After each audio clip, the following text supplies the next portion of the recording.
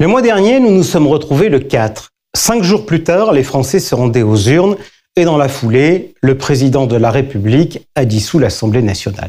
Pas une seule fois dans notre émission précédente, nous n'avons évoqué ce scénario. Erreur majeure. Ne cherchons pas à nous en dédouaner. Certes, se focaliser sur le scénario central a du sens, mais il faut toujours étudier les pistes alternatives. Cela vaut aussi bien pour les journalistes que pour les conseillers en gestion de patrimoine. La bourse ne peut-elle que monter à long terme? Les SCPI sont-elles toujours des produits performants et liquides? Autorisons-nous donc ce droit à l'erreur à une condition: toujours savoir en tirer les leçons. Bienvenue sur le plateau des Plus Encore, le magazine de la finance et de la gestion de patrimoine, une émission diffusée sur H24 Finance, LinkedIn, YouTube et Plus Encore. Ravi de vous retrouver. On attaque tout de suite. Générique.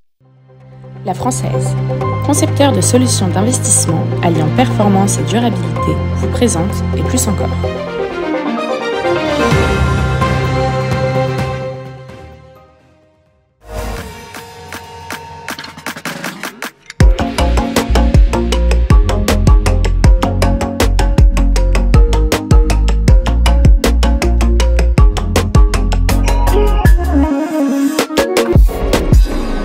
Ravi de vous retrouver pour ce nouveau numéro de Et Plus Encore. On est aujourd'hui ensemble pendant, on va dire, peut-être un tout petit peu plus. Je vous donne tout de suite le programme de cette émission. On commencera, comme à l'accoutumée, avec Nadine Trémolière, directeur de Primonial Portfolio Solutions pour le Point Marché. Nadine ne sera pas en plateau. Elle sera dans quelques instants avec nous en duplex depuis Cannes. La femme dans l'actu, ce mois-ci, c'est Marielle Cohen-Branche, médiateur de l'autorité des marchés financiers. On parlera avec elle, je pense, un assez long moment de la médiation et notamment du sujet de la médiation et des CIF. Environ, on va dire, vers 25, il sera avec nous, fidèle au poste pour son journal décalé. C'est Georges Delataille. Et puis, peu ou prou, on va dire à l'admi, on aura le G3 Bourse avec nos invités. Changement de plateau pour des sombres histoires d'agenda. Donc, fidèle au poste, Frédéric Leroux de Carmignac Gestion. Et avec lui, on aura également Geoffroy Lenoir de chez Ofi Invest AM et François Rimeux de Crédit Mutuel Asset Management. Voilà le programme. Tout de suite, je rejoins mon fauteuil et on regarde si la liaison marche avec Nadine. Ça marche, Nadine, vous êtes avec nous? Oui, bonjour Jean-François. Bien, allez, on attaque tout de suite, Nadine. Donc, vous êtes au Martinez. Vous êtes quoi? Vous êtes en séminaire? Exactement, avec des partenaires CGPI. Bien, alors on regarde tout de suite, si vous le voulez bien, le tableau des actions. Et lorsqu'on regarde ce tableau, lorsqu'on regarde la dernière colonne et l'avant-dernière colonne, c'est-à-dire le mois de juin depuis le début de l'année, on voit très clairement qu'il y a deux mondes. D'un côté, MSCI World, S&P et Nasdaq en forte progression. L'Europe, la Chine en cata, en tout cas le mois dernier. Pourquoi le monde paraît aussi disloqué ? Le mot à la mode actuellement, c'est polarisation. Polarisation des opinions publiques, polarisation des pays, polarisation géopolitique. On s'aperçoit que, effectivement, les États-Unis ont un énorme avantage, c'est qu'ils bénéficient de sociétés technologiques. Encore une fois, on parle toujours un petit peu des mêmes sujets depuis à peu près 18 mois. Que ferions-nous sans Nvidia, Apple et Microsoft? Et actuellement, le mois de juin a été complètement conforme à ce que l'on voit depuis un certain nombre de mois. C'est-à-dire que ce sont ces sociétés-là qui ont fait la performance des marchés américains. Ils sont de plus en plus prépondérants dans les indices et c'est eux qui expliquent globalement 80% de la performance de l'année, mais aussi du mois de juin. Donc on a un mois de juin qui est complètement conforme. Et puis de l'autre côté, l'Europe qui a une difficulté qui a été par les élections, et on peut y revenir, mais effectivement, c'est un peu la déception des élections qui fait que l'Europe recule. Je voudrais qu'on revienne, Nadine, si vous le voulez bien, sur les small caps. On en avait parlé le mois dernier, on disait que ça allait un peu mieux. Là, ça va pas mieux. C'est quoi? C'est un effet liquidité? C'est un effet politique? C'est un effet économique? Je pense qu'il y a une double conjonction. Premièrement, effectivement, politique. Ça ne nous a pas échappé que l'Assemblée nationale était dissoute et qu'on se présente en France, qu'on se prépare à des élections un petit peu compliquées. On est entre les deux tours et nul ne sait si on aura un gouvernement qui sera capable de prendre des décisions à partir de la semaine prochaine. Ça affecte effectivement le tissu, on va dire, le tissu économique européen et particulièrement français. Et donc les small caps, dans les indices small cap européens, il y a quand même un certain nombre d'entreprises françaises. Il y a un second effet aussi non négligeable, c'est qu'effectivement la BCE a baissé les taux, on en parlera peut-être quand on parlera des taux au mois de juin, mais on n'a pas l'impression qu'on rentre dans une espèce de cycle d'assouplissement plus important. Et cela, malgré tout, c'est un peu en train de faire un peu mal à tout ce biais small cap, où on s'attendait, rappelez-vous, à ce que le coût de l'argent baisse significativement, et on n'est plus vraiment dans ce scénario-là. Et c'est ça qui fait peut-être que les small cap ont perdu un peu de leur attractivité sur le mois de juin. On regarde justement tout de suite le tableau des taux d'intérêt. On constate effectivement que la Fed n'a pas bougé, mais que la BCE a baissé de 25 points de base. Moi, je voudrais regarder avec vous, m'intéresser aux 2,50 du Bund allemand. On voit que les taux allemands ont plus baissé les taux longs que les taux américains. C'est quoi? C'est grâce à la France? C'est du flight to quality ou c'est un mouvement autre? Oui, vous avez raison. Je veux dire, quelque part, l'écartement du spread, de l'écart de taux entre la France et l'Allemagne a été à la fois bénéficié à l'Allemagne, c'est-à-dire que ce phénomène, comme vous le dites très justement, de flight to quality, on va chercher la qualité au détriment peut-être de la dette française. Et c'est ça qui a fait que les taux ont légèrement baissé en Europe. Mais regardez, le 10 ans allemand, on a perdu quoi? 15 BP, c'est quand même un phénomène qui est relativement faible. Est-ce qu'il faut s'attendre, vous évoquiez il y a de cela quelques instants sur les small caps, les éventuelles déceptions sur des baisses de taux à venir de la part des banques centrales. Est-ce qu'il faut s'attendre à une baisse des taux longs? Non, c'est vraiment le sujet que je porte depuis quelques semaines. Je veux dire, tout le monde assimile un petit peu les taux comme un ensemble homogène. Je pense qu'il est très hétérogène avec des taux longs qui sont inversés par rapport à la partie courte de la courbe. Donc on a globalement, schématiquement, un taux court à 3,75 et des taux longs qui sont à 2,50 quand on regarde l'Allemagne. Je pense que la courbe va, au fur et à mesure que la BCE va baisser ses taux, va se rétablir peut-être dans une position plus normale, c'est-à-dire ascendante. Et ça va un petit peu gêner les taux longs. Je vois pas forcément de potentiel de baisse sur les taux longs. On a quand même toujours de l'inflation toujours importante, toujours autour de 2,50, 2,60, une croissance qui est, on va dire, autour de 0,50, donc des taux longs à 2,50, je trouve qu'il n'y a rien d'anormal là-dessus.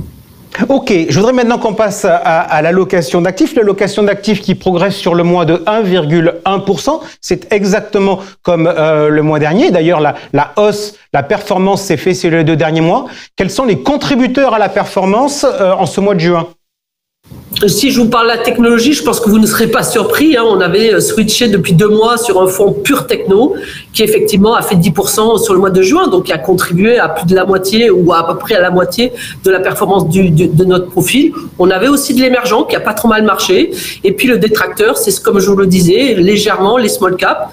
Donc voilà, donc on est en train de se poser des questions pour le prochain semestre, de savoir quels sont les mouvements à faire. Alors justement, les mouvements à faire, vous allez faire plaisir à quelques investisseurs et à quelques conseillers qui aiment bien que ça bouge et qui ne veulent pas se limiter à faire du suivi. Ça va bouger pas mal. Qu'est-ce qui sort de l'allocation d'actifs? Quels sont les fonds ou les classes d'actifs qui vont disparaître désormais? Alors, vous l'avez compris dans mon discours précédent, effectivement, les small caps, je pense que c'est un peu trop prématuré d'attendre un rebond important. Donc, on s'y était mis tactiquement, on a eu un petit rebond, donc on l'a pris, on est content de l'avoir pris. Mais maintenant, je pense que les prochains mois, et notamment avec toutes les incertitudes sur la France, c'est pas forcément une période favorable pour les small caps, donc on sort les small caps. Quoi d'autre? Le second segment qu'on sort et qui est quand même relativement majeur, parce que c'est une position qu'on a depuis relativement pas mal de mois, et on se posait la question de savoir s'il fallait la garder ou pas, c'est l'immobilier. Et je pense que l'immobilier, on est un peu pris par la même problématique que les small caps, c'est-à-dire qu'on sait qu'à un moment ça va rebondir, mais je suis pas forcément sûr que le timing soit le plus, on va dire, intéressant maintenant, et que peut-être que c'est un dossier qu'on réouvrira en 2025. Or, toujours pareil, dans l'allocation, quand vous voulez faire rentrer des classes d'actifs, il faut bien faire des arbitrages sortants. Et donc, comme on avait peut-être quelque chose de plus attractif à notre sens que l'immobilier, c'est pour la raison pour laquelle on supprime tout l'immobilier. Donc, on bouge pratiquement 15% du portefeuille à partir de ce début du mois de juillet. Ok, 5% sur les small caps en moins, 10% en moins sur l'immobilier. On rentre quoi? Que mettons à la place des small caps? Alors, les small caps, on cherche toujours pareil, hein, l'internationalisation de nos positions. On sort de l'Europe. Donc, on est allé chercher un fonds qui est plutôt un fonds mixte, diversifié, c'est-à-dire qu'on réduit potentiellement un tout petit peu la position action, puisque c'est pas un fonds pure action, donc on ne switche pas 100% action contre 100% d'action d'une autre zone géographique. Le fonds, c'est Ercovalor, qui effectivement est un mix entre des actions et des obligations. Il a une vision internationale qui nous intéresse, un peu moins d'exposition sur les marchés actions, pour, on va dire, accompagner cet été qui peut être un peu plus difficile. Ok, que mettons à la place des 10% que l'on avait sur l'immobilier, qui avait quand même une caractéristique, c'était d'être plutôt stable officiellement. Alors certes, on a vu la crise, mais à la base, tout le monde pensait que l'immobilier était stable et d'offrir du rendement. Alors, on cherche justement, c'est exactement la même thématique que l'on va rechercher, c'est-à-dire qu'on cherche du rendement, on abandonne un petit peu de liquidité pour un excès de rendement, et pour moi, le mieux placé actuellement, c'est la dette privée. Donc, ce sont des solutions qui sont un peu similaires à ce qu'on appelle le private equity, c'est-à-dire ce sont des obligations qui sont émises par des sociétés non cotées, dans des fonds qui jusqu'à maintenant n'étaient pas du tout accessibles dans l'assurance vie. On apporte une solution actuellement qui nous paraît très attractive, qui est gérée par une société très spécialiste de cela qui s'appelle Capza, et effectivement qui va nous proposer un produit qui a un rendement de, allez, on va dire entre 3 et 4% en brut de frais au-dessus de l'Euribor. L'Euribor, c'est 3,75. Donc, vous voyez, on a un rendement, quand même un potentiel de rendement qui est supérieur à 7%. Dans cet environnement-là, c'est ce qu'on recherche. Du rendement avec une valorisation qui soit relativement stable. Donc, cette résilience de la performance, on va la retrouver là. Et avec un rendement qui est quand même supérieur à celui qu'on peut escompter sur l'immobilier tout au long dans les prochains mois. Question Nadine, est-ce qu'en faisant ce choix, on se bloque pour les années à venir, puisque c'est du non-coté, ou est-ce que si demain on trouve de meilleures opportunités, on pourra arbitrer? Non, la beauté de ce produit-là, c'est que, comme un petit peu la solution de private equity qu'on avait apportée, c'est qu'on a une liquidité qui est bimensuelle. Donc, on peut très bien imaginer que, comme vous le disiez très justement, si on trouve une autre opportunité avec un peu plus de rendement ou un peu plus d'intérêt, on n'hésitera pas à le switcher. On n'est pas là pour... Alors, bien sûr, ce sont des rendements qui sont à regarder sur des périodes de 4-5 ans. Je ne vais pas vous dire qu'on est là que pour 6 mois. Mais fondamentalement, on a la possibilité d'en sortir si on pense qu'on trouve des opportunités plus importantes dans les prochains mois. Merci beaucoup d'avoir été avec nous, Nadine. On vous retrouve au mois de septembre en plateau. Tout de suite, une femme dans l'actu. La femme dans l'actu a été juriste de banque, conseiller à la Cour de cassation, membre de la commission des sanctions de l'autorité des marchés financiers, membre du tribunal international administratif de la Banque mondiale. Elle est depuis 2011 médiateur de l'autorité des marchés financiers. Marielle Cohen-Branch est avec nous à l'occasion de la présentation de son rapport annuel 2023. A priori, Marielle, votre dernier rapport, puisque vous devez normalement prochainement quitter vos fonctions. Marielle, comme cette émission est très largement suivie par des conseillers en investissement financier, je voudrais, si vous le voulez bien, revenir sur votre rapport, non pas de 2023, mais de 2022, où un encadré m'avait interpellé. Il était intitulé « Le refus d'entrer en médiation par les CIF, une occasion manquée ». Où était le problème? On s'est posé la question, puisque en général, les refus d'entrer en médiation, qui est un droit au cas par cas dans la médiation de la consommation, mais ne dépasse pas 3 ou 4% et peut se comprendre. Un professionnel vous disant « celui-là, jamais, il est de mauvaise foi ». Mais quand ça devient plus systématique, alors on se demande pourquoi rater une telle occasion, puisque je vous rappelle que la médiation de la consommation offre, en tant que moi, médiateur public, une occasion confidentielle pour le professionnel, gratuite, d'essayer de résoudre à l'amiable, effectivement, son litige. C'est-à-dire sans avoir besoin d'aller devant les tribunaux, puisque là, c'est payant, il y a un aléa, et en plus, il a des frais d'avocat. Donc, on s'est posé la question. Alors, vous avez mené l'enquête et ça a donné quoi? Alors, des hypothèses. La première hypothèse, c'était, au fond, est-ce que c'est lié à l'association à laquelle ils sont affiliés? La réponse est non. Deuxième hypothèse, est-ce que c'est lié aux produits un peu moches? La réponse a été sans doute oui. On va retrouver des produits de parts de sociétés qui sont en liquidation judiciaire. Donc ça a été déjà le point commun. Et puis aussi le fait que je me suis posé, je suis très libre dans mes propos. Est-ce que c'est pas un peu de cynisme? Parce que finalement, une fois que la société est en liquidation judiciaire, le préjudice, lui, ne sera définitivement connu, en tous les cas c'est ce que l'on croyait à l'époque, qu'au bout de 15 ans. Et donc, pourquoi dès maintenant ouvrir un dossier, puisque même si on n'a pas été parfait dans on va dire dans l'examen des problèmes, eh bien, le préjudice sera plus tard. Question Marielle. Donc là, les affaires dont vous parlez, j'imagine que vous avez dû voir des dossiers type Maranatha, etc. Quand vous écrivez ça dans votre rapport 2022, comment réagissent ces associations professionnelles? Alors, il y en a une qui a pris contact avec nous et qui a souhaité effectivement, parce que c'est aussi sa responsabilité, précisément, d'aller voir et de contrôler une partie des 7000 CIF qui existent en France et qui nous a dit « on veut comprendre avec vous ». Alors, on a commencé à observer que c'était peut-être, alors je ne vais parler qu'avec des conditionnels, les assureurs qui étaient au fond peu enclins. Et puis, derrière les assureurs, il y avait peut-être les avocats des assureurs. En tous les cas, cette prise de conscience a permis de diminuer en 2023 ce pourcentage. Il reste tout de même encore à améliorer encore la prise de conscience de l'intérêt qu'ont ces CIF d'aller. Nous sommes des experts. Donc les magistrats sont souvent des généralistes.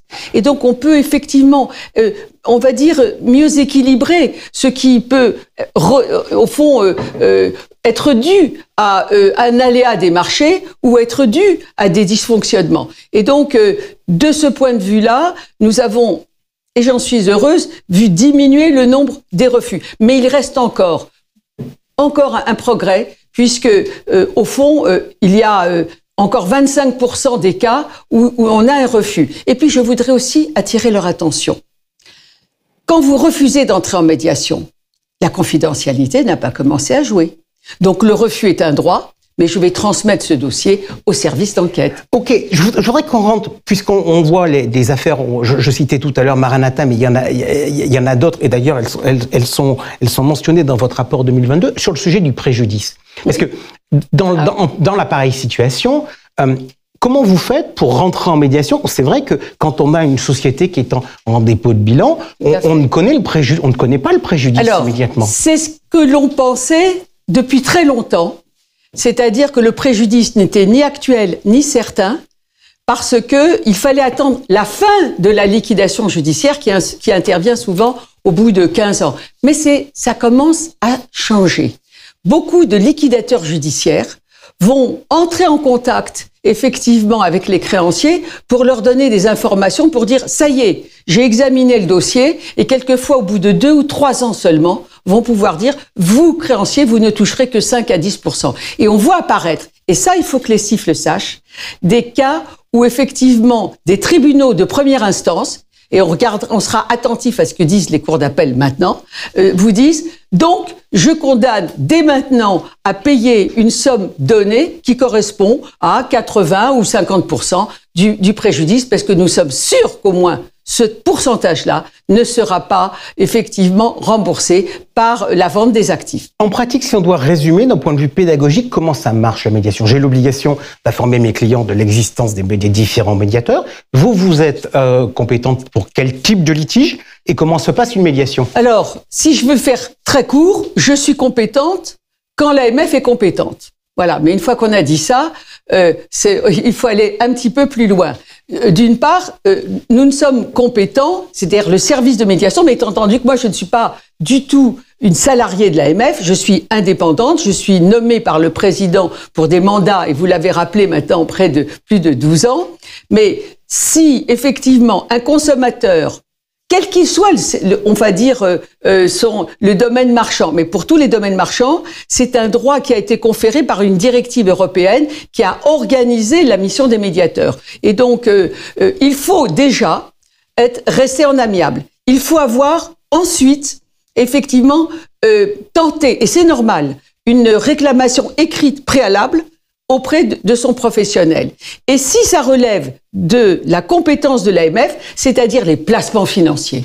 Voilà. Et la grande difficulté qu'il y a, c'est que les gens, et je les comprends, confondent n'ont pas une claire conscience, et je les comprends beaucoup, entre ce qui relève du bancaire et ce qui relève de l'assurance et ce qui relève des placements financiers, parce que souvent, c'est fait par les mêmes conseillers dans les mêmes établissements. Donc, ce travail-là de la recevabilité.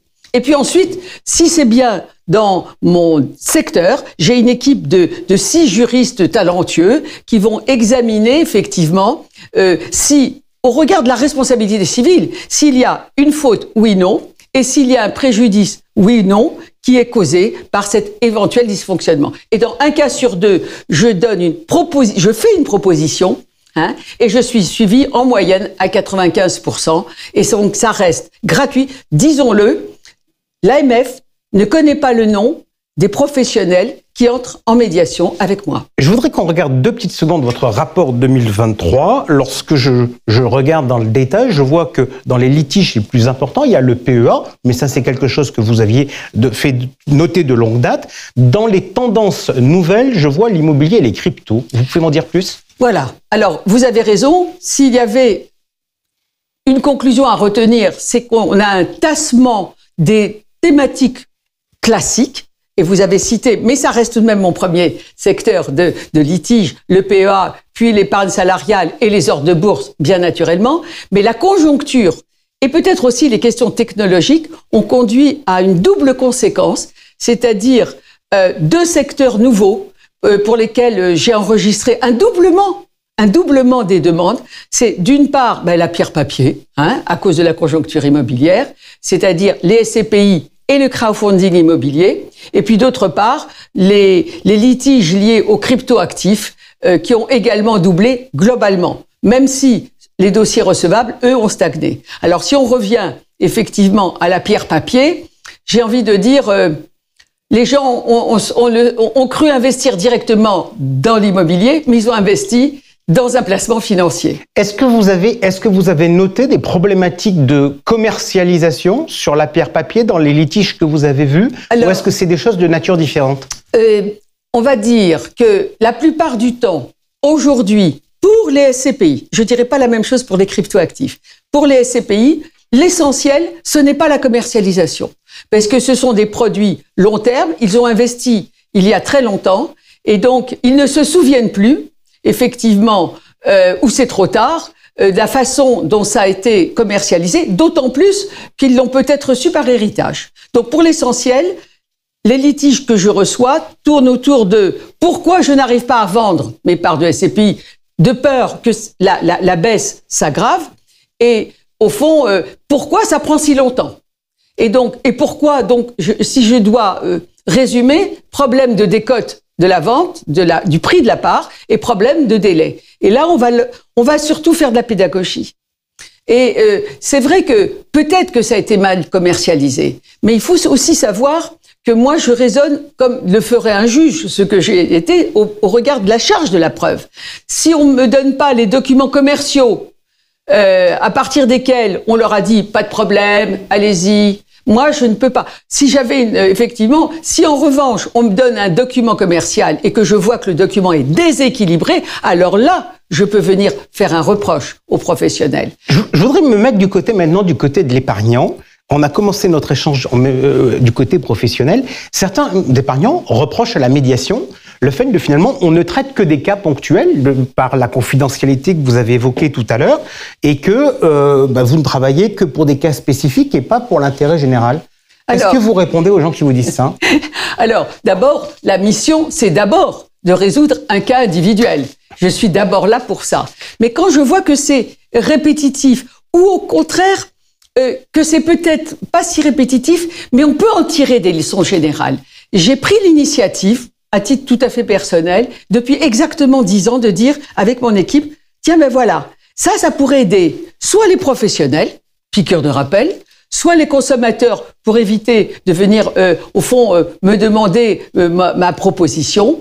Et j'ai publié depuis, sur le site de l'AMF, ce qu'on appelle le dossier du mois, et je peux vous dire que les grands établissements m'ont dit qu'ils le prenaient dans leur, on va dire, leur doctrine, que les associations de consommateurs m'ont dit, on n'a pas besoin de vous déranger, et ça a contribué, on va dire, à la connaissance peut-être aussi un peu à l'aura de cette médiation publique, puisque je rappelle que je suis un médiateur public, c'est-à-dire gratuit non seulement pour le consommateur, mais aussi pour le professionnel. Mais ça suffit pas. Je suis aussi un peu un lanceur d'alerte. Et je crois que vous y avez vous-même, à titre personnel, utilement contribué, Jean-François. Parce que je suis, quand vraiment ça devient répétitif, comme pour le PEA, comme pour le problème des fonds de cuve, où le délai était beaucoup trop, et au fond, trop long, et anormalement long, eh bien, j'alerte le collège de l'AMF, qui est l'instance dirigeante. Et à ce moment-là, dans ces deux cas, par exemple, ces dernières années, il a été décidé par le collège de l'AMF de bâtir ce qu'on appelle un groupe de travail, qui est assez solennel, on retrouve les directeurs généraux des banques, pour essayer d'améliorer. Ça dure des mois, mais j'invite ceux qui s'intéressent à ces questions et de voir comment on peut améliorer des processus qui sont complexes, pointus, problème par problème. Donc, vous voyez, au-delà de ces cas particuliers. Mais je ne suis pas, effectivement, quelquefois on me dit, mais est-ce que vous pratiquez l'action de groupe? Non, parce que l'action de groupe, elle vise aussi à punir. Et moi, je ne punis pas. Un mot pour conclure, l'épargne salariale. Ah, alors ça, c'est mon sujet chouchou. D'abord parce que je m'aperçois que j'ai l'impression qu'à part moi, personne s'y intéresse, alors que c'est 12 millions de salariés, alors que c'est 180 milliards. C'est extrêmement touffu. L'essentiel des problèmes, c'est les gens qui ont effectivement choisi de différer les sommes auxquelles ils avaient le droit de par la loi, en ayant un avantage fiscal, mais ils ont aussi le droit de le débloquer par anticipation. Et là, je peux vous dire que c'est très compliqué. Et donc, si on a pu même aller favoriser des changements dans la loi, j'en suis très heureuse. Marielle Cohen-Branch, merci beaucoup d'avoir été avec nous. Tout de suite, le journal décalé de Georges Delataille. La Française, concepteur de solutions d'investissement alliant performance et durabilité, vous présente le journal décalé.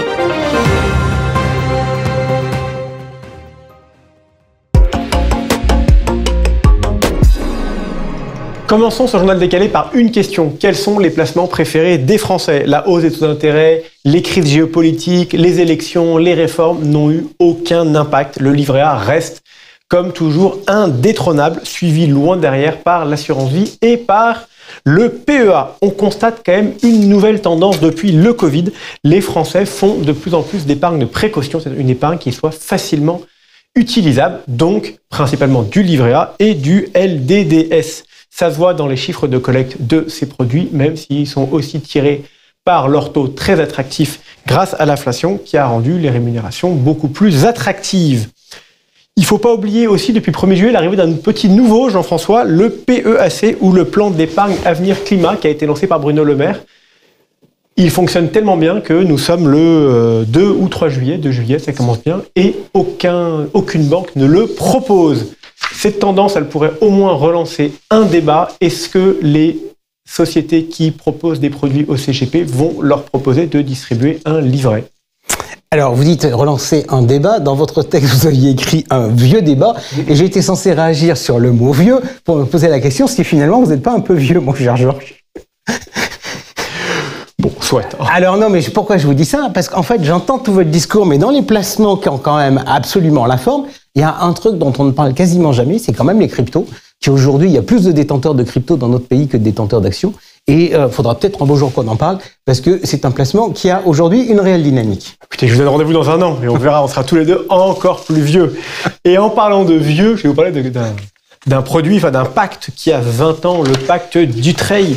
On pourrait donc penser au bout de 20 ans qu'il est totalement stabilisé, que tout est très clair. Eh ben, c'est pas du tout le cas. Si on prend la loi de finances, le BOFIT, la Cour de cassation, le Conseil d'État, ils ont tous des lectures différentes. Ils ne regardent pas dans la même direction. Il est donc obligatoire de regarder en détail tous les faisceaux d'indices de la jurisprudence.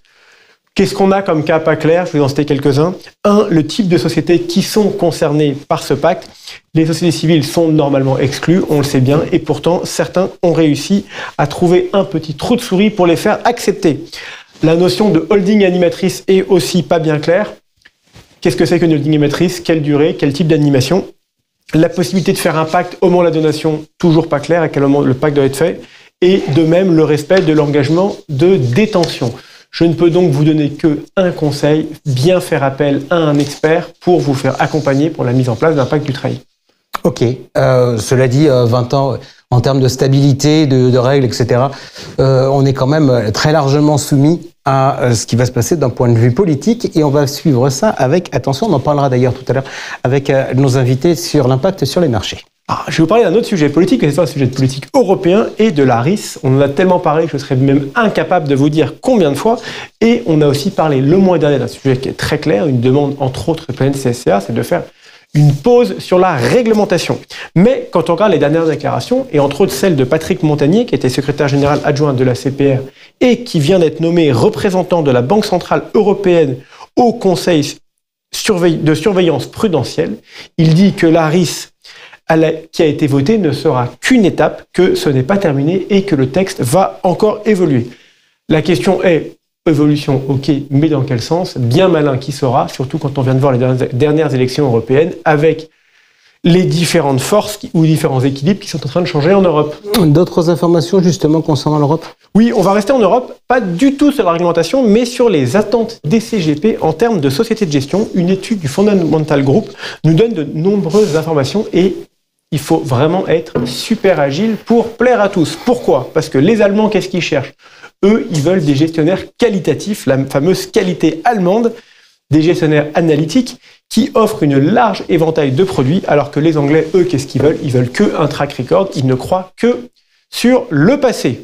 En Espagne, on cherche au contraire des partenaires avenants, donc avant tout c'est le contact humain qui compte, alors qu'en France, on cherche le côté créatif, et en France on est chauvin, donc le côté local.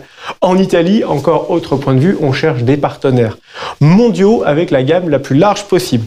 Bref, l'Europe devient unifiée sur la réglementation, mais pas spécialement sur les attentes. Vous avez tout à fait compris pourquoi la construction européenne se fait très difficilement. Mais Jean-François, vous m'étonnez un peu parce qu'en général, vous me faites des retours très longs à toutes mes remarques. Et là, franchement, vous êtes super court, donc je vois deux options. Soit ce que je dis vous embête, soit vous êtes super pressé de partir en vacances. Même, alors, je ne sais pas à propos de vacances, mais tous les mots sur lesquels je voulais rebondir, vous ne me les avez pas dit, même s'ils étaient dans votre texte.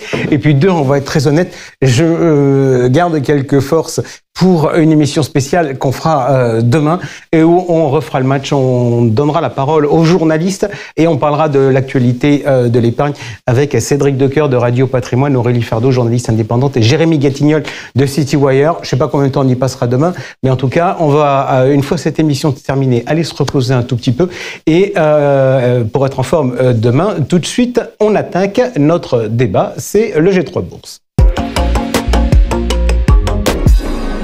G3 Bourse, donc, où l'on va s'intéresser aux perspectives des marchés pour le second semestre 2024. Alors, petit changement de plateau pour de sombres histoires d'agenda.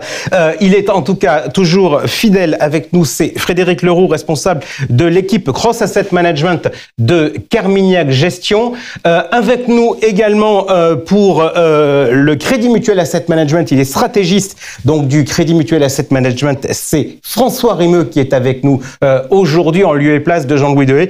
Et du côté OFI Invest AM, c'est le co-directeur de la gestion collective Geoffroy Lenoir qui est avec nous. On va, si vous le voulez bien, messieurs, commencer par un petit exercice de présentation, puisque pour vous, c'est une première dans ce G3 Bourse. François, vous me dites quelques mots de votre parcours? Bon, j'ai géré des portefeuilles pendant une vingtaine d'années, obligataires, multi-assets, total return. Et puis de plus en plus, je suis allé vers la stratégie. Donc je me retrouve à ce poste de stratégiste-là qui me va très bien. Geoffroy? Un peu le même parcours, en commençant par le monétaire, l'obligataire, du multi-actif, et puis maintenant vers un poste de management des équipes de gestion d'Ophi Invest. Frédéric, je vous pose pas la question de vous présenter parce que on vous retrouve dans toutes nos émissions. Une petite question quand même. Ça fait combien de temps que vous êtes chez Carmignac Gestion? 28 ans. 28. Et avec un rôle non négligeable dans une année qui avait été importante chez Carmignac, c'était 2008? Ah, c'était à l'époque de la gestion active triomphante, on a triomphé. Voilà. Ok. Et ce qui est intéressant, c'est qu'on retrouve un petit peu les ferments de ce genre de marché, et donc on espère bien en profiter dans les années qui viennent. On va commencer, si vous le voulez bien, par un petit chapitre politique, parce qu'il se passe plein de choses. France, États-Unis, Royaume-Uni. On va commencer, avec vous, Frédéric. On se posait des questions sur les élections européennes. a priori, le résultat, c'est il n'y a pas de grand changement? Non, on a vu sur un certain nombre de pays une droitisation du vote, mais pas d'effet, en tout cas pour l'instant, sur la structuration de l'Europe. Toujours les mêmes personnes aux mêmes places. Est-ce que ce sera de nature à changer à la faveur de l'élection française, notamment, peut-être allemande dans quelques mois? On verra. Mais en tout cas, pour l'instant, effectivement, pas de changement au niveau de l'Europe elle-même, oui. Alors, on regarde tout de suite ce qui s'est passé sur l'élection française. On va être honnête, on a tous les résultats du premier tour. Vu l'heure actuelle, on n'a pas encore épluché toutes les dépôts de candidature en préfecture, puisque ça se terminait il y a de cela quelques minutes, c'était à 18h. Donc, on n'a pas exactement tous les détails de triangulaire, etc. François Rimeux, quelle est votre lecture de ces élections et quel est pour vous le risque majeur d'un point de vue électoral pour les marchés? Bon, le risque, c'est qu'on ait un Parlement qu'on n'arrive pas vraiment, dans lequel on puisse pas décider une majorité claire, qu'on ait un scénario finalement qu'on n'a pas connu sous la Ve République, une difficulté à former un gouvernement. Et ça, c'est de l'incertitude. Donc, c'est une période un peu inconnue quand même pour la politique française. Et donc, ça maintient une prime de risque un peu longue, un peu lente. Le risque à moyen terme, le vrai risque, c'est une confrontation avec l'Europe sur X sujets de la part du Rassemblement national, parce que la partie à gauche aujourd'hui a priori ne peut plus avoir la majorité absolue. Donc on a un risque de confrontation là-dessus, c'est le risque à moyen terme. Mais bon, ce risque-là aujourd'hui, il est encore très théorique pour les marchés, donc on va pas aller le presser demain. Geoffroy, quel est votre sentiment sur le sujet? François évoque le risque d'une absence de majorité. Moi, ça me fait penser à nos amis belges qui ont quand même vécu des mois et des mois avec un gouvernement technique. Est-ce que finalement, c'est peut-être pas dans notre culture, mais est-ce que finalement c'est pas si mal que ça? Vous en pensez quoi des risques sur cette élection présidentielle? Disons qu'on l'a vu avec l'ouverture des marchés hier, lundi, avec notamment des marchés qui se sont un petit peu repris. On voit le CAC 40 qui avait rebondi en séance, et des spreads, les marges sur les taux allemands contre taux français à 10 ans qui sont un peu resserrés. Donc en fait, les résultats du premier tour, encore une fois, on va pas trop s'avancer sur le deuxième, mais les résultats du premier tour ont un peu diminué, on va dire, les risques d'avoir une majorité absolue, que ce soit par le nouveau Front populaire ou par le Rassemblement national. Et c'est vrai que sur ces deux risques étaient un petit peu, on va dire, pricé par le marché, ce qui fait que les spreads reviennent un petit peu, que le CAC revient un petit peu, et qu'on revient sur ce scénario un peu plus mou, on va dire, où on a plutôt un scénario où il n'y a pas vraiment de majorité absolue, ou alors avec des alliances ou des coalitions, et on a plutôt ce scénario où on peut peut-être avoir une formation d'une coalition, mais qui risque de prendre du temps. C'est vrai que là, on risque de se retrouver dans une situation assez compliquée en France pendant quelques temps. On va voir les résultats du deuxième tour. Mais c'est vrai que ce qui va être important pour les marchés, c'est de scruter qu'est-ce que sera en mesure d'effectuer ce gouvernement. Quel va être le budget 2025? Parce que c'est ça aussi, faut regarder concrètement qu'est-ce que ça va donner en termes de loi des finances. Et c'est ça que va anticiper le marché. Et notamment, derrière, on a vu les risques sur la notation de la France. Est-ce qu'il ne va pas y avoir une dégradation de la note française d'ici la fin de l'année? C'est des choses à suivre pour les marchés financiers. Je me suis auto-grondé tout à l'heure dans le lancement de cette émission, puisque le mois dernier, je n'avais pas évoqué l'hypothèse de la dissolution de l'Assemblée nationale après les élections européennes.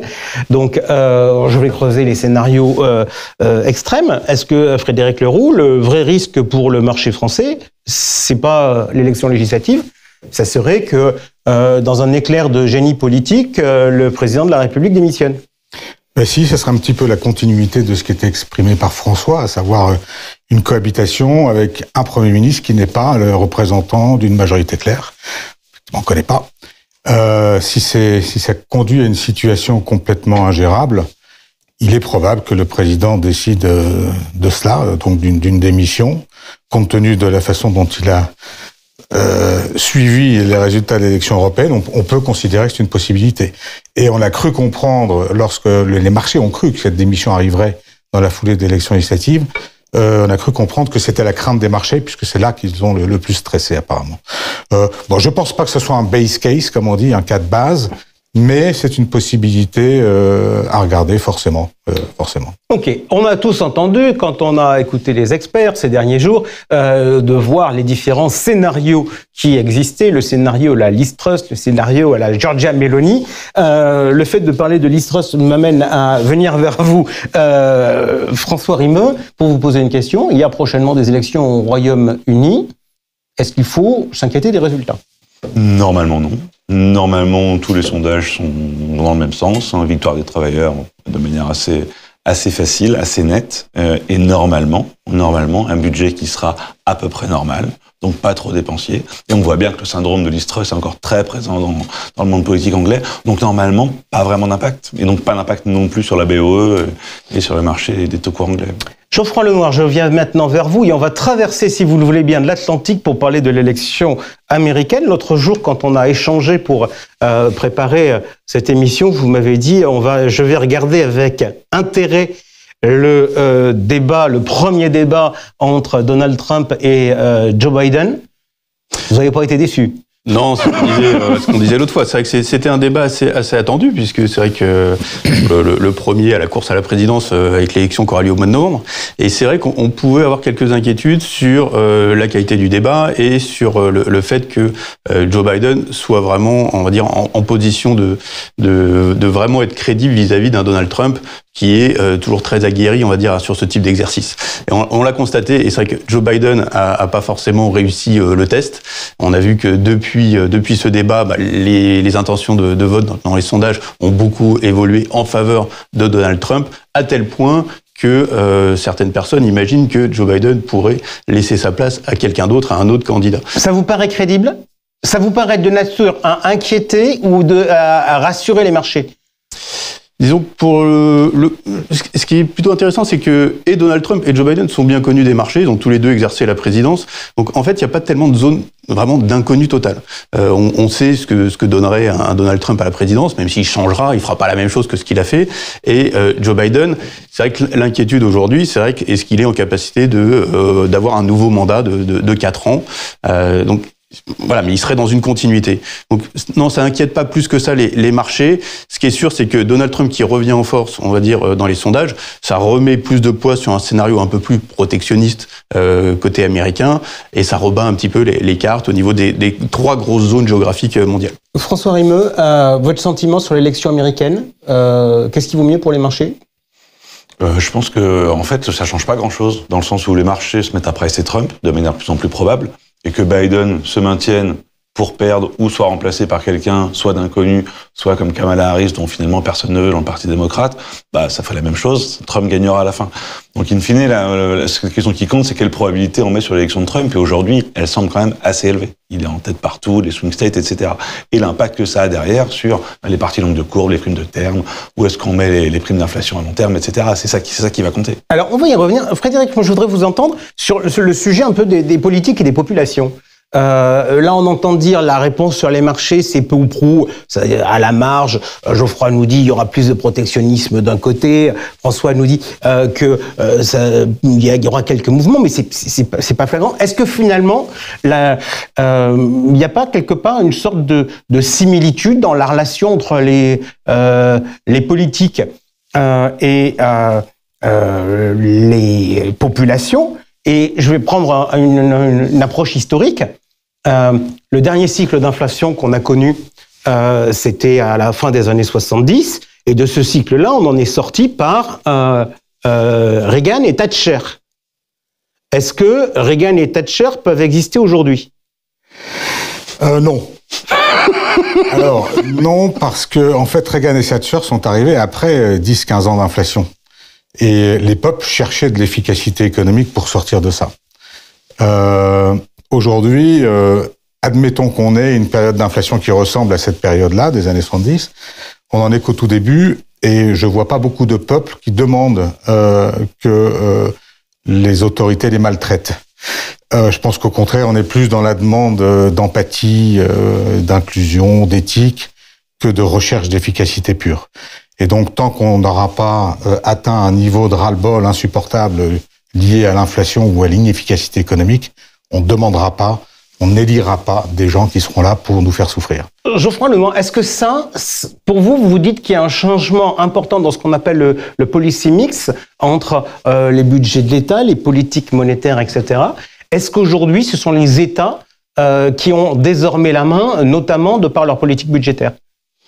Oui, alors ça c'est une vaste question parce que il faut regarder zone par zone. Et si on regarde les trajectoires budgétaires, c'est vrai qu'elles sont pas forcément très bonnes. Si on regarde la France, si on regarde les États-Unis même, ça peut être un point d'attention des marchés, justement en fin d'année avec le nouveau président qui sera élu. Si on regarde les trajectoires, c'est vrai qu'on a le déficit et la dette des États-Unis qui sont dans des trajectoires quand même assez inquiétantes. Et il faut vraiment faire attention à ça. L'État américain va devoir se refinancer très largement. Et si on regarde plus en détail, notamment à travers des émissions très courtes, ce qui n'est pas forcément un signe de solidité. En France, c'est pareil. C'est vrai qu'on a une trajectoire de dette et de déficit qui n'est pas forcément la meilleure. Et en fonction du gouvernement qui sera nommé dans les prochains mois, est-ce qu'il faudra bien regarder, est-ce que ces trajectoires vont diverger encore un peu plus. Donc c'est vrai que le poids des politiques budgétaires est assez limité aux États-Unis et en Europe, et c'est vrai qu'il faut compter encore une fois sur les politiques monétaires, sur les banques centrales. Et la bonne nouvelle, c'est que on est plutôt engagé dans un cycle de baisse de taux. On va revenir là-dessus plus tard. On n'est peut-être pas tous d'accord autour de la table, mais c'est vrai qu'on a déjà eu une baisse de taux de la Banque centrale européenne.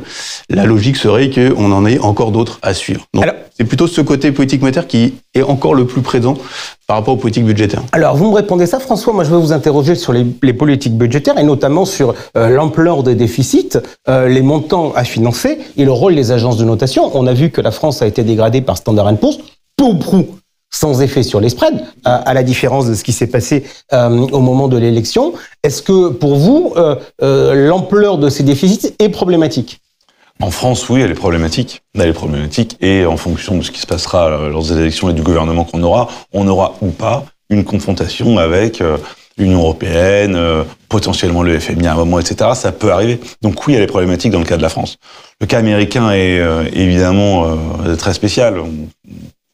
Quoi que fassent les agences de notation sur les États-Unis, c'est pas un sujet en fait. Les États-Unis sont par nature l'actif sans risque par défaut, et ils jouissent d'une position qui fait qu'ils peuvent s'endetter jusqu'à peut-être une limite à un moment donné, mais ce qu'on ne la connaît pas aujourd'hui. Donc je pense que les situations sont très incomparables. Mais en France, oui, ça peut devenir un sujet, l'endettement, bien sûr. Ok. On attaque maintenant, Geoffroy me tendait une perche il y a de cela quelques instants, on attaque aujourd'hui vos anticipations sur les décisions des banques centrales. Donc on rappelle, à date, depuis le début de l'année, la Fed n'a pas bougé et la BCE a baissé une fois au mois de juin, 25 points de base. Je commence avec vous, Frédéric, avec une provoque. Parce que comme vous aimez bien provoquer et que j'aime bien, la dernière fois sur le plateau, quand on avait posé la question des anticipations des banques centrales, et on voyait beaucoup de baisses des taux durant l'année 2024, vous aviez répondu à ma question combien y aura-t-il de baisses de taux? Vous m'avez répondu trop. On en conclut quoi? Que les banquiers centraux vous ont écouté et qui se sont calmés? Non, pour l'instant, on n'a pas fait trop. C'est le moins qu'on puisse dire.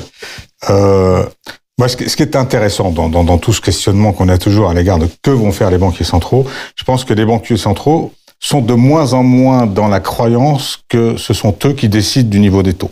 Je crois qu'ils comprennent progressivement que c'est l'inflation qui décide. Et ça, ils avaient oublié pendant 15 ans. C'est pour ça que ça prend du temps. Et là maintenant, à chaque fois qu'on a une déception, on attendait 7 baisses de taux, pour l'instant on en a 0, on en aura peut-être 1 ou 2, on verra. Pourquoi on en a 0? C'est parce que l'inflation a surpris par sa résilience. Et la croissance aussi. L'une amenant l'autre et l'autre l'une. Et voilà, donc les banquiers centraux, de se dire qu'est-ce qu'ils vont faire, en fait, il faut qu'on se pose la question, que va faire l'inflation? Et là on répondra mieux à nos questions qu'en posant la question aux banquiers centraux. Donc je pense que dès l'instant où on est quand même toujours engagé dans cette décroissance de l'inflation post-premier pic d'inflation, octobre 22, on aura un peu de baisse de taux. J'aime bien l'idée des 2 baisses de taux supplémentaires en Europe, ce qui ferait 3. Et j'aime bien l'idée de 1 ou 2 au moins d'ici la fin de l'année pour les États-Unis. Ok. Voilà. Donc 3. Parce qu'on a des inflations. Et que donc, avec un ralentissement qui devient un petit peu plus palpable. Donc ça va rassurer les banquiers centraux. François Rimeux, votre sentiment, et est-ce que la BCE, peut être Fed dépendante beaucoup. Elle l'est un peu par nature quand même si elle dit l'inverse. Elle veut bien désynchroniser un peu sa politique monétaire. Elle l'a fait en juin. Mais est-ce qu'elle sera encore capable de le faire en septembre si la Fed ne bouge pas? C'est pas certain. Je pense qu'à un moment donné, ça va la gêner. Surtout sachant qu'on est plutôt en phase, ou on était en tout cas avant les élections françaises, dans une phase un peu de reprise économique au sein de la zone euro. Donc ça lui laissait du temps. Donc si la Fed ne bouge pas en septembre, je pense que la BCE sera un peu gênée et aura peut-être le luxe d'être un peu patiente. Ok.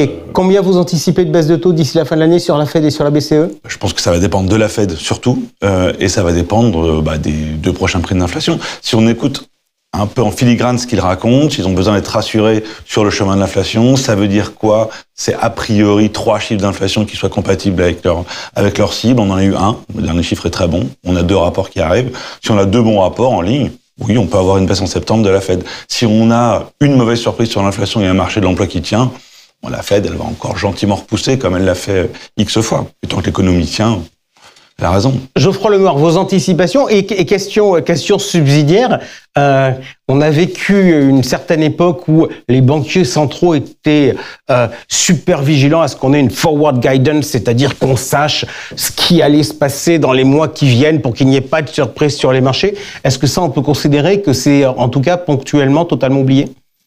Alors déjà, par rapport aux anticipations de baisse de taux, je rejoins ce qui a été dit, et notamment par François sur le rythme de la Fed. Si on regarde ce qui est anticipé dans le marché, c'est à peu près ça. On a 1 ou 2 baisses anticipées en 2024 pour la Banque Centrale Européenne et à peu près 2 baisses pour la Réserve Fédérale Américaine aujourd'hui.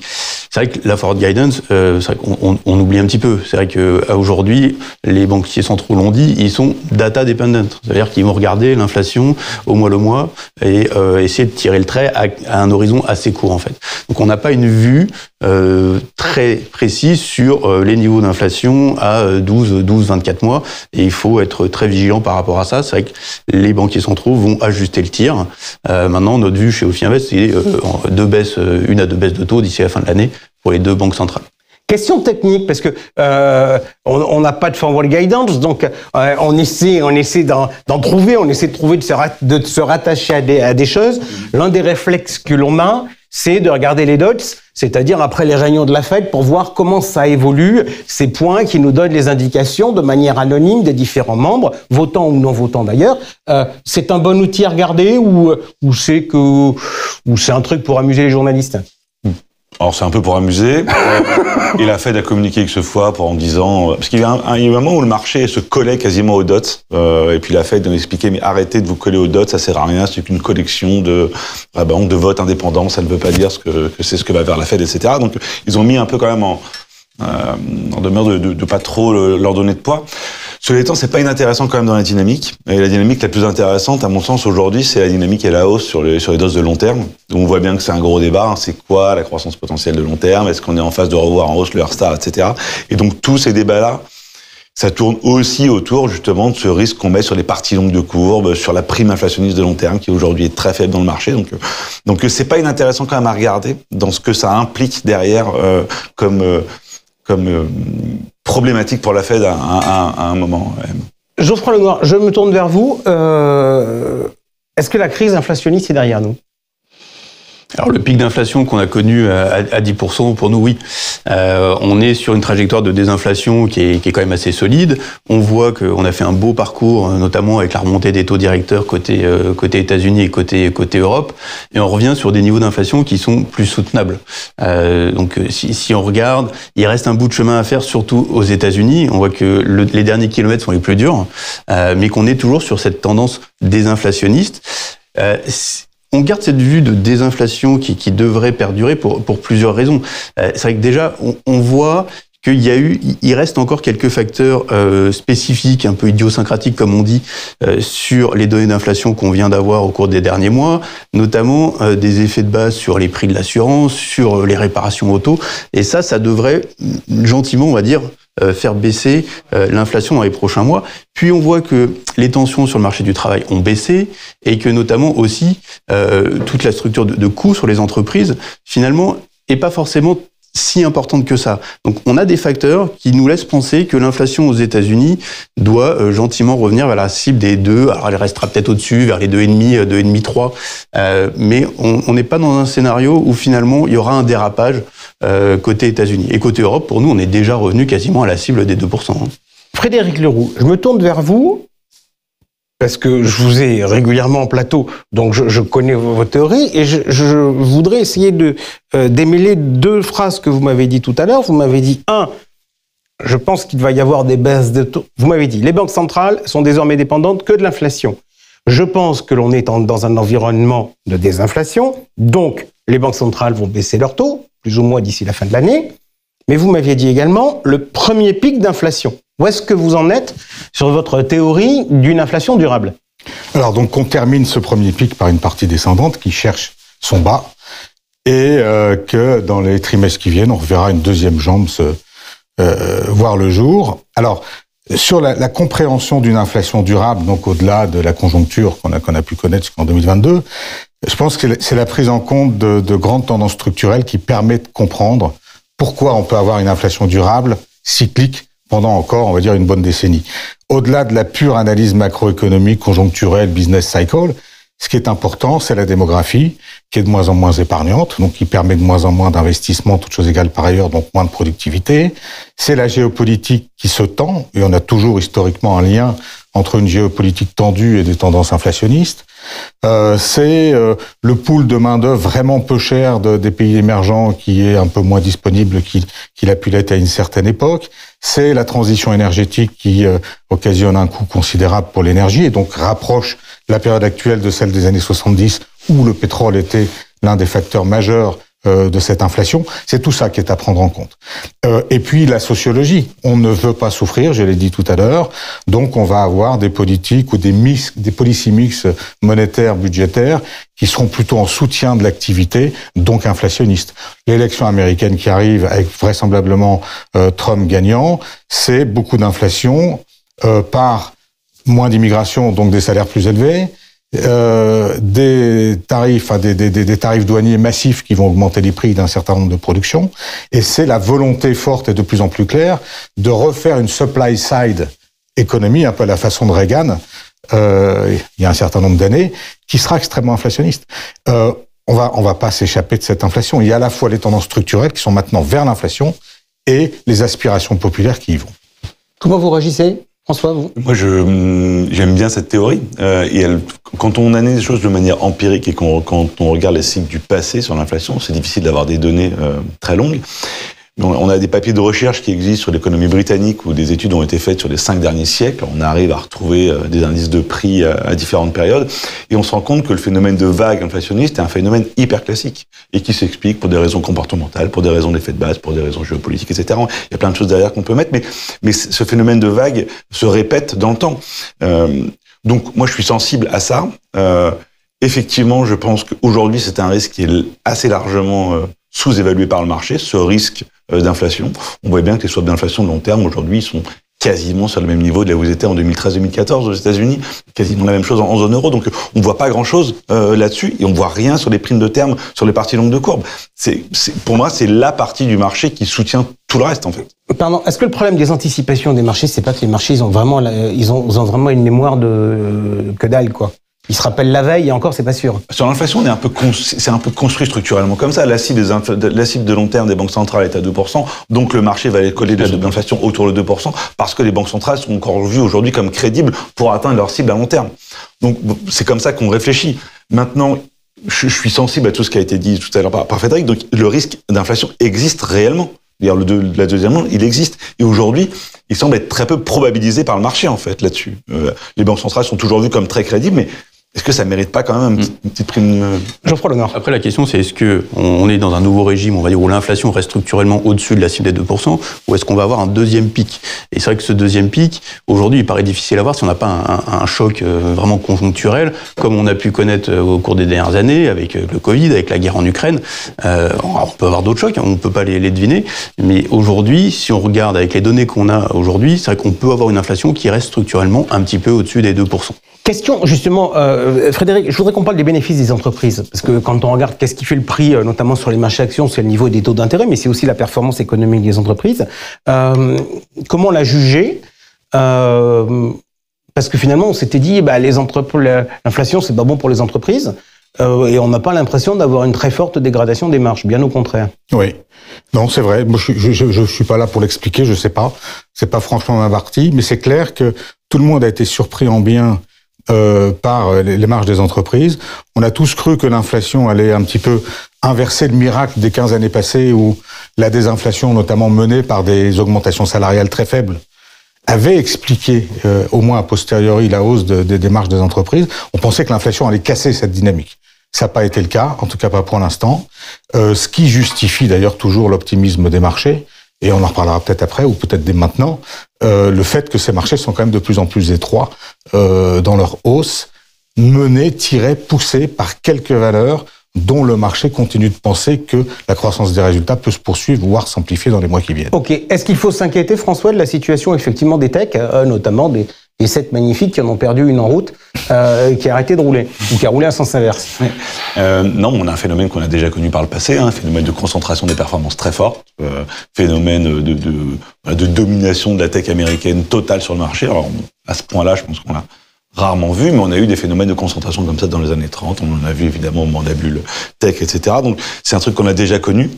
Est-ce que c'est entre guillemets un signe de bonne santé du marché? La réponse est historiquement plutôt non. Il y a bien un moment en général où ça explose. Est-ce que ça suffit pour dire que le marché va se retourner demain? Non plus.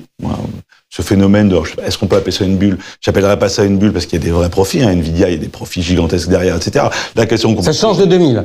On n'est pas dans la même situation, mais il faut quand même se poser la question sur le fait que ces profits exceptionnels qui sont aujourd'hui réels, est-ce qu'ils sont projetables comme ça, ad vitam aeternam, avec des marges aussi élevées et une croissance aussi forte?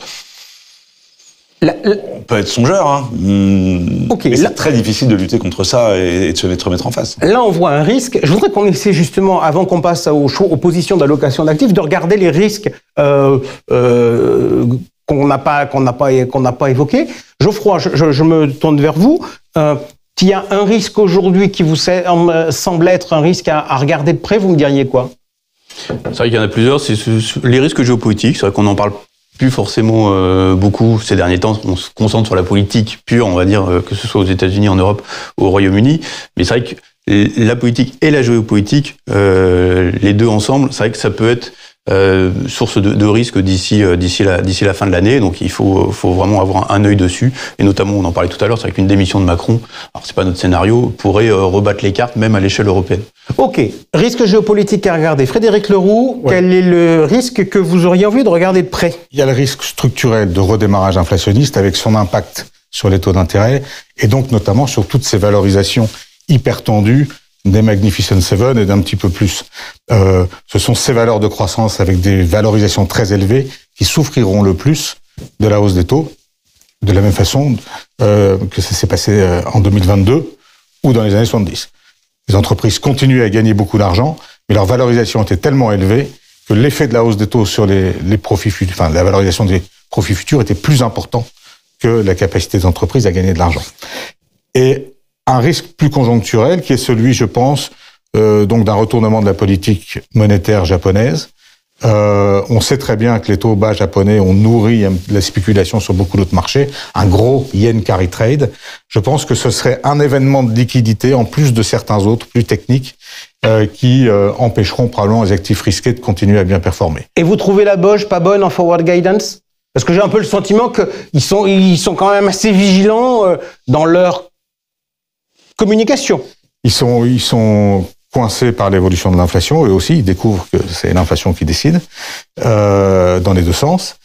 Ils sont aussi très coincés avec une politique qui consiste à affaiblir le yen en espérant que ça aidera un petit peu l'économie, notamment par les exportations. Et en fait, c'est pas le cas. Ça augmente une inflation qui ne permet pas à la hausse des salaires qu'on a enfin observée au Japon de donner du pouvoir d'achat aux ménages. Donc c'est une impasse économique. Il faut qu'ils reviennent complètement sur leur modèle qu'ils suivent depuis des années, accepter un yen fort, des taux plus élevés, et se rendre compte à ce moment-là, je pense, qu'ils ont acquis au fil des années une compétitivité extraordinaire que n'empêchera pas de se matérialiser la hausse du yen et la hausse des taux. Ok. François Rimeux, le risque que vous avez envie de monitorer? Moi, ce qui m'effraie sont les parties longues de courbe américaines, parce que je pense que, en fait, c'est elles qui tiennent un peu tout l'équilibre du marché aujourd'hui. Si on voit un spike sur les parties longues de courbe de taux, moi, je pense que tout le monde souffrira. Et donc, qu'est-ce qui peut amener ça et que le marché n'anticipe pas? Potentiellement, ce sont les matières premières en général. Les mouvements sur le pétrole sont assez bien corrélés avec les niveaux de taux. Et aujourd'hui, il y a un consensus assez mou, disons, que sur le pétrole, il va pas se passer grand-chose. Donc, ça rejoint un peu le côté géopolitique. En général, il y a un lien. Mais est-ce que on pourrait être aussi tranquille que ça sur le marché du pétrole? Aujourd'hui, on voit pas de signe, mais on sait jamais. Avec un dérapage des parties longues de courbe derrière, qui pourrait être très compliqué à gérer. Ok, ça fait un peu plus d'une demi-heure qu'on est ensemble, donc on va traiter maintenant la partie allocation d'actifs de manière très très rapide, mais très précise aussi. Je vais vous poser des questions, je vais vous demander de répondre en 2 mots, juste pour donner le sentiment. Première question, on voit bien les difficultés actuellement européennes, difficultés économiques avec une croissance qui est molle, même si elle redémarre un tout petit peu, difficultés politiques en Europe, notamment avec la situation française. Est-ce que sur le second semestre 2024, il faut prendre ces distances par rapport à l'Europe? Oui, plutôt oui, non, plutôt non. François, comme vous me regardez, c'est vous qui avez la parole le premier. À court terme, plutôt oui. J'imagine mal les flux à destination de l'Europe accélérer alors qu'on est en pleine incertitude politique européenne et française. Donc, le léger mieux qu'il y avait, je pense qu'il va être en mode pause. Donc, à court terme, plutôt oui. À moyen terme, pas forcément. Frédéric Long. Je vais te dire la même chose. Ok, parfait. Geoffroy Lenoir. Même constat, hein, c'est avec le risque politique à court terme qui favorise plutôt les États-Unis que l'Europe. Mais sur la fin d'année, on voit plutôt une reprise côté Europe vis-à-vis des États-Unis. Ok, parfait. Maintenant, deuxième question. Je vais vous demander là encore des réponses simples. Sur le second semestre 2024, dans un portefeuille diversifié, faut-il être plutôt action ou plutôt taux? Geoffroy. On n'a pas changé de vue depuis le début de l'année, on est neutre action et on est plutôt long sur la partie obligataire, et sur la partie obligataire, on préfère le haut rendement. Alors, on y reviendra après. Donc, plutôt taux que action. Ouais, je dirais plutôt gestion active dynamique, fondée sur les marchés d'actions. J'expose, je désexpose. C'est là qu'est la valeur. Voilà. François Rimeux. Des taux courts, pas longs, parce qu'on ne sait jamais. Voilà. Et sur les actions, ça va énormément dépendre des parties longues de courbe. Donc, moi, je suis très stressé des parties longues de courbe. Je reviens vers vous, Geoffroy, sur la partie obligataire, souverain, corporate ou high yield, et long. On rappelait tout à l'heure votre passé de gérant monétaire pendant des années. Pardon, mais on sait tous que le monétaire, ça a très bien marché pendant une période, et puis après, on ne considérait même plus que c'était une classe d'actifs. Aujourd'hui, le monétaire est redevenu une classe d'actifs? Ah oui, bien sûr, le monétaire est le vent en poupe. On a des taux monétaires qui sont indexés sur les taux de la Banque Centrale Européenne, sur le taux de dépôt. Donc, on était à 4% depuis plusieurs mois, on est passé à 3,75. Et c'est vrai qu'on doit avoir finalement des taux monétaires, des fonds monétaires qui ont une performance pas très loin des 4% sur l'ensemble de l'année 2024. Donc, ça reste intéressant. C'est un produit d'attente, hein, bien évidemment. Et on est quand même rémunéré sur des taux intéressants. Après, sur la partie obligataire, là, on est déjà à 2% depuis le début de l'année sur le monétaire. Si on regarde, parce que c'est à la fin du semestre, on peut faire la photo de milieu d'année, sur les taux obligataires, on a une performance qui est négative de l'ordre de 1,5% depuis le début de l'année, 1,5-2% sur les indices européens en particulier. Sur la partie crédit de bonne qualité, on est légèrement positif, 0,5, 0,6. Et par contre, sur le crédit haut rendement, on a des performances qui avoisinent les 3% déjà depuis le début de l'année. Et c'est vrai qu'on pense que cette tendance devrait se poursuivre jusqu'à la fin de l'année, donc toujours profiter du fameux portage, des niveaux de taux élevés sur la partie haut rendement, en évitant les dossiers qui sont un peu stressés, bien évidemment. Même idée. Si on veut aller sur le corporate, il faut prendre un petit peu de risque et donc aller chercher du rendement. On peut y aller parce que compte tenu de tout ce qu'on a pu dire, on va éviter à tout prix une récession qui serait le pire ennemi de cette classe d'actifs. Et donc, partant de là, au contraire, profitons du portage. Ouais, le portage, c'est super. Donc, on est dans un... Mais donc, moi, je vous ai quand même entendu sur plutôt court. Bah, moi, de toute façon, quand on regarde la duration moyenne d'un portefeuille high yield, il est en général court, plus court qu'investment grade. Donc, on va aller prendre une sensi de, je sais pas, 4, 5 autour sur du high yield, 3, 4, 5.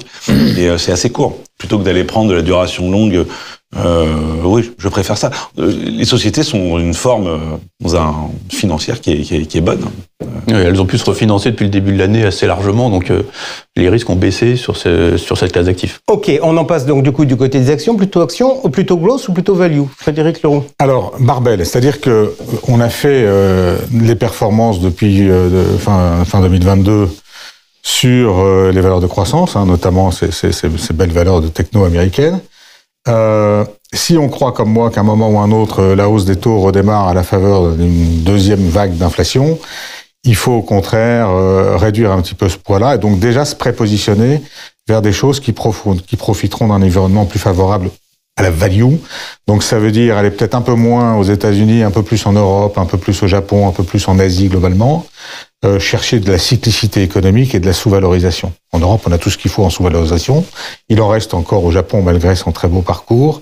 Voilà, donc plutôt value, plutôt moins d'US et plus de reste du monde, notamment pour mieux naviguer dans un univers de taux qui remonterait. Moi, je suis assez en accord avec ça, mais sans doute pas à court terme, parce que je pense qu'à court terme, ce sont les flux politiques qui vont compter plus qu'autre chose. Mais je suis pas du tout en désaccord avec ce qui a été dit sur toute la fin d'année. Effectivement, la partie la plus chère, c'est la partie tech, donc c'est la partie grosse, donc c'est tout ça, c'est le même trade en fait, c'est la même chose. Et effectivement, dans un cas de tension obligataire, c'est la partie qui va le plus souffrir, c'est la partie qui est là. Donc, elle est compliquée à imaginer à long terme, mais malheureusement malheureusement ou heureusement, dans les quelques mois qui viennent, c'est sans doute là où encore les flux vont se diriger, parce que l'Europe n'est pas vraiment une alternative aujourd'hui, sans doute. Geoffroy Lenoir, votre sentiment, growth ou value, et quel pays plutôt? Voilà, encore une fois, on va pas forcément mettre tous les œufs dans le même panier, on va pas être très... Non, mais plutôt. Value, mais à la marge, on va dire qu'on va être un peu value. C'est toujours le biais du gérant action aussi, c'est d'aller chercher les valeurs. Je sens Eric Turgeman qui sort de ce corps. Donc un petit peu de value. C'est vrai que quand on voit les niveaux des banques en Europe, c'est vrai qu'on a l'impression qu'il y a quand même un petit peu de potentiel. Une fois qu'on aura un petit peu passé le risque politique, il pourra y avoir quelques affaires, on va dire, à faire ce côté Europe. Pas forcément tout de suite, mais donc il faut suivre ça côté Europe. Merci beaucoup à tous les trois d'avoir été avec nous. Je vous rappelle donc, on se retrouve exceptionnellement demain matin à 10h pour une émission spéciale. Et autour de la table, il n'y aura pas des professionnels de l'asset management, des conseillers en gestion de patrimoine, des économistes, mais il y aura des journalistes et on essaiera de refaire le monde lors d'une édition spéciale avec mes camarades Cédric Decoeur de Radio Patrimoine, Aurélie Fardeau, journaliste indépendante, et Jérémy Gatignol de Citywire France. Salut, bonne soirée, à demain.